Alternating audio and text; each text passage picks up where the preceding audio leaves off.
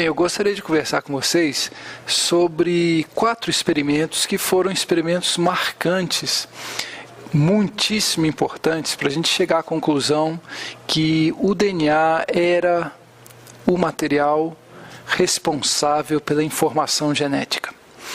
O primeiro experimento desse conjunto de 4 experimentos que a gente vai conversar é um experimento realizado em 1928 por um pesquisador chamado Fred Griffith. Naquela época não existia antibiótico ainda, então a infecção bacteriana era uma causa muito importante de morte. O Fred Griffith trabalhava com 2 cepas de pneumococos. Uma cepa de pneumococos provocava a pneumonia, era uma cepa virulenta. E a outra cepa de pneumococos era inofensiva, era avirulenta. Essas duas cepas visualmente eram discerníveis, porque quando você cultiva essas cepas em placa de Petri, a cepa virulenta que provoca a pneumonia, ela tem uma aparência lisa, as colônias têm uma aparência lisa e essa cepa foi denominada cepa S, de smooth, lisa, a colônia. A cepa que era avirulenta, que não provocava pneumonia, a colônia tinha uma aparência áspera, de rough. Então, a essa cepa avirulenta foi dada a denominação R. Então, Fred Griffith tinha essas 2 cepas e ele trabalhava com testes em camundongo. Se ele injetasse a cepa S, virulenta de pneumococos, subcutâneo, no camundongo, o camundongo morria e do sangue você conseguia isolar uma quantidade muito grande desses pneumococos virulentos S. Se ele injetava os pneumococos avirulentos R, o camundongo vivia sem problema nenhum. A observação que é o paper em si, a grande observação do Griffith, foi a observação que se ele injetasse no camundongo pneumococos mortos pelo calor, pneumococos virulentos da cepa S, mortos pelo calor, simultaneamente com pneumococos avirulentos, os pneumococos R vivos, o ratinho, o camundongo, morria. E isso só acontecia quando ele fazia essa injeção subcutânea simultaneamente dos pneumococos R avirulentos vivos com os pneumococos virulentos S mortos pelo calor. Se ele injetava isoladamente em um camundongo só os pneumococos virulentos S mortos pelo calor, o camundongo vivia, lógico, os pneumococos estão mortos. Se ele injetava só os pneumococos inofensivos avirulentos R vivos, o camundongo vivia também, porque os pneumococos eram avirulentos.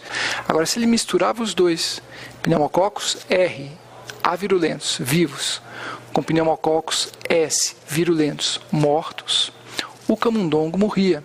E do sangue do camundongo era possível isolar pneumococos virulentos S, que poderiam ser cultivados em placa de Petri e continuavam sendo pneumococos S virulentos.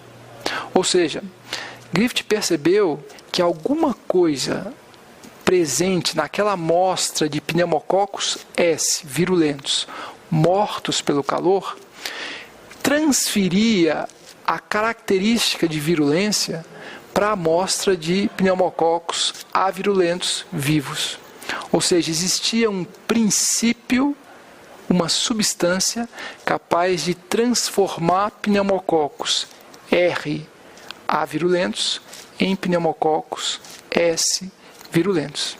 Griffith percebeu que deveria existir o princípio transformante, a substância capaz de mudar a característica fenotípica e genotípica também dos pneumococos. Então, esse experimento do Griffith é um experimento fundamental, porque ele forneceu à comunidade científica um teste bioquímico para tentar isolar a substância carreadora da informação genética.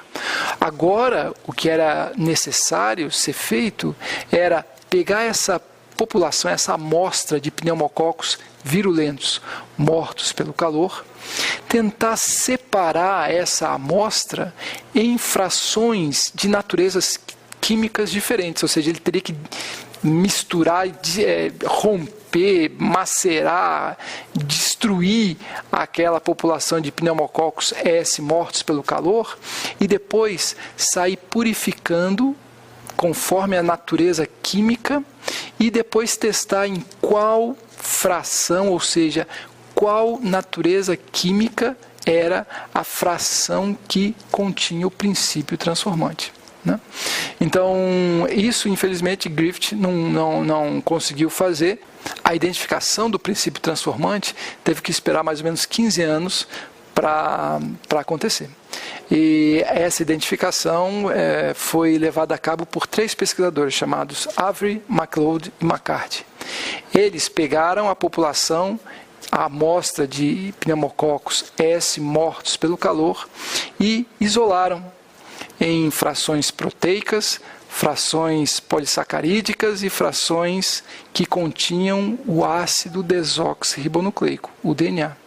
E perceberam que a fração capaz de transformar pneumococos R avirulentos em pneumococos S virulentos era a fração que continha o DNA. Fizeram outro teste, trataram essa fração de DNA como proteases e a integridade do princípio transformante se mantinha. Ou seja, eles poderiam tratar aquela fração, que era DNA, com protease e mesmo assim aquela fração mantinha a capacidade de transformar pneumococos. O fato dessa fração ser resistente à protease indica que, de fato, o princípio transformante, a substância carreadora de informação genética não era a proteína, porque se fosse, a protease iria degradar e a fração perderia a capacidade de transformação. Também trataram essa fração com RNases, né, e que degradam RNA, e perceberam que também a capacidade transformante se mantinha. Ou seja, depois fizeram uma análise química, naquela época já se conhecia, na verdade o DNA se conhece desde o século XIX, da segunda metade do século XIX. Então já se sabia o percentual de carbono, nitrogênio, oxigênio e hidrogênio que a gente deve esperar numa fração, numa amostra que contenha DNA. Quando eles fizeram essa análise química da fração que tinha capacidade de transformação, a análise química mostrou que a composição era idêntica ou completamente compatível à composição de uma amostra de DNA. Ou seja, o princípio transformante resiste a proteases, resiste RNases, mas é sensível a DNases.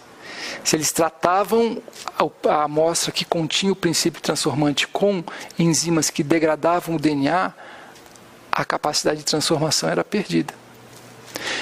Quando eles submetiam a análise química à amostra que tinha capacidade transformante, a análise química indicava uma amostra composta por DNA. Então, esse experimento de 1944 chamou a atenção de uma maneira muito eficiente para o DNA como a substância capaz de carrear a informação genética. Então, esse foi o segundo experimento fundamental. Primeiro, Griffith. Segundo, Avery, MacLeod e McCarthy, que é uma continuação, mas uma continuação fundamental, essencial do experimento do Griffith. Depois isso na década de 50 já, houve outro experimento muito importante, realizado por Hershey e Chase. Eles trabalharam com um vírus que ataca a bactéria. Esse tipo de vírus que ataca bactéria é chamada bacteriófago, quer dizer, o comedor de bactéria, bacteriófago, né? Ou simplesmente fago. É um vírus que ataca bactéria. Já se conhecia que o vírus ele se associava à superfície da bactéria e depois de um tempo depois de uma meia hora, a bactéria explodia e liberava milhões de novas partículas de vírus. Então, de alguma maneira, o bacteriófago, quando grudava na bactéria, ele corrompia, né? Ele escravizava a bactéria para produzir apenas partículas virais. E essa escravização, na verdade, de alguma maneira, o vírus injetava na bactéria a substância que carregava a informação para a síntese de novas partículas de vírus, né? Então, agora um vírus, ele é uma partícula muito simples. O vírus é uma capa proteica com DNA. Esse bacteriófago que eles trabalharam é uma capa proteica com DNA dentro. Então eles queriam saber o que o bacteriófago injetava na bactéria que tornava a bactéria uma escrava, ou seja, qual era a substância que levava a informação do vírus para a bactéria passar a produzir novos vírus. Será que era alguma proteína do vírus que passava para o interior da bactéria, ou será que era o DNA do vírus que era injetado na bactéria? Será que o vírus funcionava com uma seringa de DNA? Bem, então, para responder essa pergunta, o Hershey e Chase, eles trabalharam com um vírus, um bacteriófago, que tinha proteínas marcadas com um tipo de isótopo radioativo chamado enxofre 35. E o DNA do vírus era marcado com outro tipo de isótopo radioativo, o P32, o fósforo 32. Eles conseguiram isso porque o DNA ele não tem enxofre, enquanto as proteínas do vírus não têm fósforo. No entanto, as proteínas do vírus elas têm cisteína, que é um aminoácido que contém enxofre. E não tem fósforo, né? Então, é possível você criar um fago, um vírus de bactéria que tem a capa proteica marcada com enxofre 35 e o DNA marcado com P32, cultivando previamente esse vírus. Você só cultiva vírus ele infectando bactéria, né? Então o vírus é um organismo parasita obrigatório. Então você joga o vírus lá, o bacteriófago, numa colônia de bactérias, cultiva em meio líquido com fósforo radioativo e 32 e enxofre 35 radioativo. O vírus, a bactéria vai incorporar o enxofre 35 às suas proteínas, as proteínas do vírus também, vai incorporar o P32 ao DNA, aos nucleotídeos que vão parar no DNA do vírus. Então, dessa maneira, você consegue produzir vírus bacteriófagos que têm a capa proteica marcada com enxofre 35 e o DNA marcado com fósforo 32. Então, o que eles fizeram? Isolaram esses vírus. E aí, com esses vírus puros, jogaram esses vírus numa outra colônia de bactéria. Esperaram o vírus se associar à bactéria e imediatamente agitaram essa cultura para desgrudar o capsídeo do vírus, que é o que entra em contato, fica na superfície da bactéria. Eles rapidamente agitaram e para que o capsídeo ficasse desconectado das bactérias, e pegaram aquela mistura toda e centrifugaram. Quando eles centrifugam, a bactéria vai para o fundo do tubo, e o vírus é muito pequeno, ele fica no sobrenadante. Quando eles analisaram o pellet da bactéria, e para saber que tipo de radioatividade tinha, é possível você identificar a radioatividade que vem do enxofre 35 da radioatividade que vem do fósforo 32. Quando eles analisaram o tipo de radioisótopo que estava presente no pellet, ou seja, que tinha ido para o interior da bactéria, a radioatividade era do P32. Ou seja, o que o vírus injetou na bactéria foi o DNA, porque era o DNA do vírus que estava marcado com fósforo 32. O capsídeo do vírus, que era enxofre 35, ficou no sobrenadante.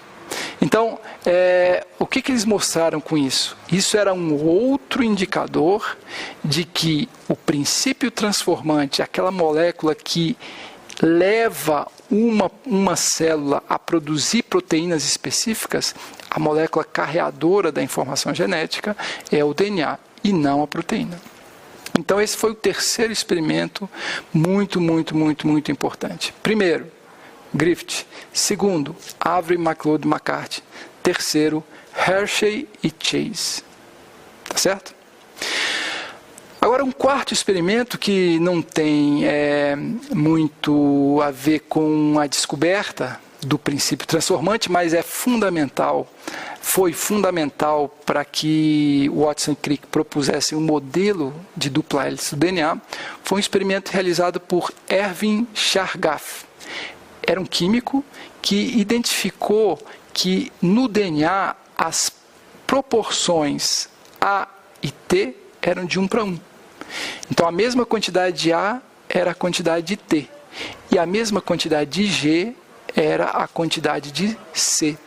Então, A e T variava, se você comparasse a quantidade de A e T com G e C entre diferentes organismos, isso mudava. Mas, independentemente do organismo, a quantidade de A era igual à quantidade de T, a quantidade de G era igual à quantidade de C. Tá certo? Então, essa estequiometria igual A igual a T, em termos de composição no DNA, e G igual a C, foi fundamental para que Watson e Crick propusessem a dupla fita, e isso é evidente, né? Por que A tem que ser igual a T? Porque onde tem A numa fita, tem T na outra. Onde tem G numa fita, tem C na outra. Então, esse experimento do Chargaff, apesar de não ter diretamente a ver com a identificação do material genético, do princípio transformante, ele foi um experimento muito importante para que Watson e Crick propusessem a estrutura de dupla hélice do DNA.